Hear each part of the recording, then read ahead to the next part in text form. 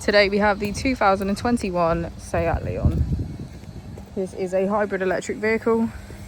It has done just under 71,000 miles with an automatic transmission.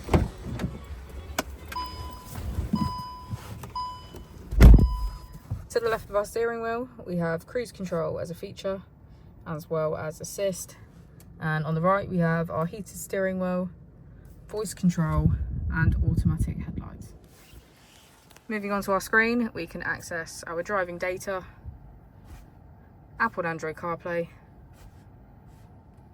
smartphone integration, radio, and navigation. If we put the vehicle into reverse, we can see that it comes with a parking camera with parking sensors. As we go into the back of the vehicle, we can see that all of our seats have a black leather trim.